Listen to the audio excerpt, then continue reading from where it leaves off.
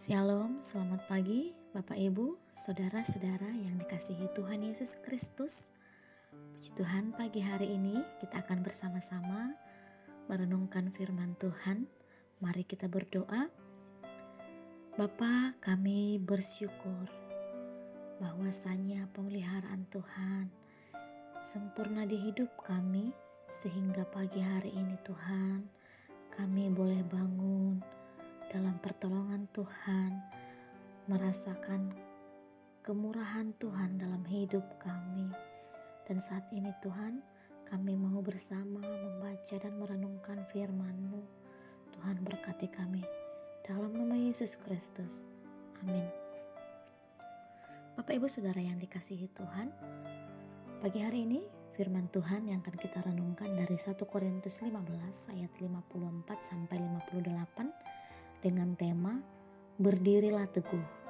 Demikian firman Tuhan.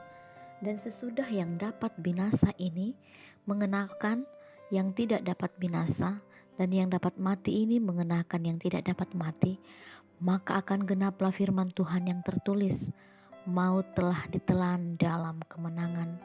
Hai maut, di manakah kemenanganmu? Hai maut, di manakah sengatmu? Sengat maut ialah dosa, dan kuasa dosa ialah hukum Taurat. Tetapi syukur kepada Allah yang telah memberikan kepada kita kemenangan oleh Yesus Kristus Tuhan kita. Karena itu, saudara-saudaraku yang kekasih, berdirilah teguh, jangan goyah, dan giatlah selalu dalam pekerjaan Tuhan. Sebab kamu tahu bahwa dalam persekutuan dengan Tuhan, jerih payahmu tidak sia-sia. Saudara yang terkasih, pohon bambu itu unik. Ia gemulai sekaligus kuat. Bila angin kuat menghantam, pohon bambu tidak akan patah dan tumbang. Ia hanya akan merunduk sedikit, tetapi sesaat kemudian tegak kembali. Apa rahasia yang membuatnya tak mudah patah? Rahasianya terletak pada tempat tumbuhnya.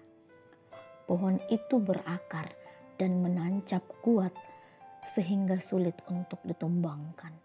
Pertumbuhan iman orang percaya sama seperti sebuah tumbuhan bambu, harus mempunyai akar yang kuat.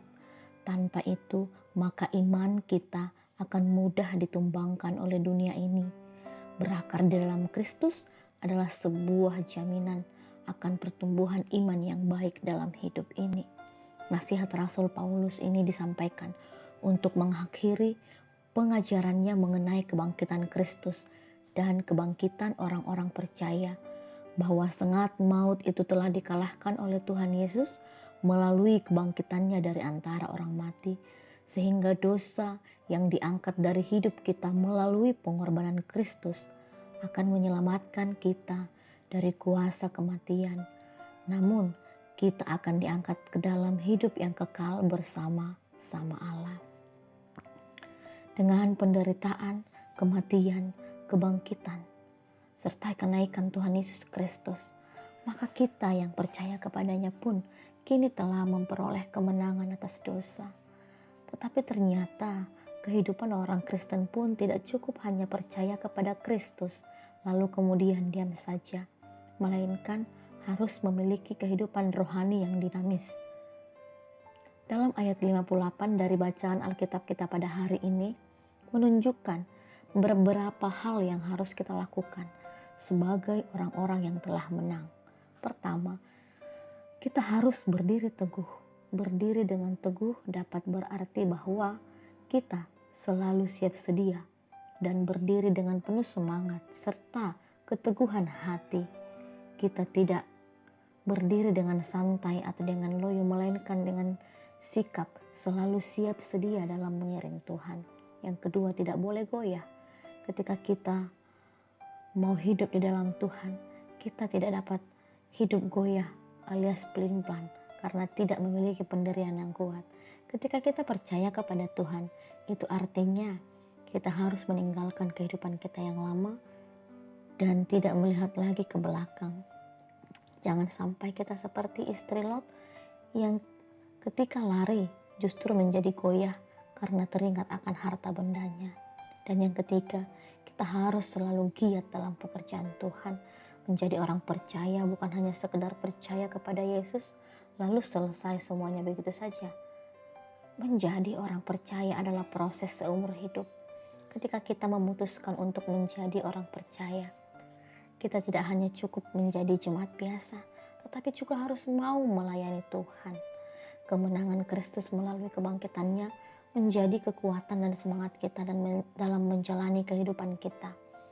Sebab kita hidup dan bekerja bukan lagi untuk tubuh yang akan binasa, namun kita hidup dan bekerja adalah untuk Tuhan. Sebab apapun yang kita perbuat untuk Tuhan tidak akan pernah sia-sia.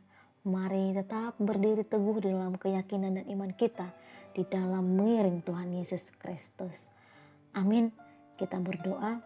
Bapa, terima kasih untuk firman Tuhan pagi hari ini bagi kami, yang mengajarkan kami untuk tetap berdiri teguh di dalam memegang iman kami kepada Kristus, mengiring Tuhan dalam kehidupan kami, hingga akhirnya Tuhan dapati kami tetap setia kepada Tuhan. Terima kasih Tuhan untuk firman-Mu. Berkati aktivitas kami sepanjang hari ini. Ajari kami Tuhan untuk hidup seturut dengan yang Tuhan kehendaki. Dalam nama Yesus. Amin. Selamat pagi Bapak Ibu Saudara. Selamat beraktivitas. Tuhan Yesus Kristus memberkati.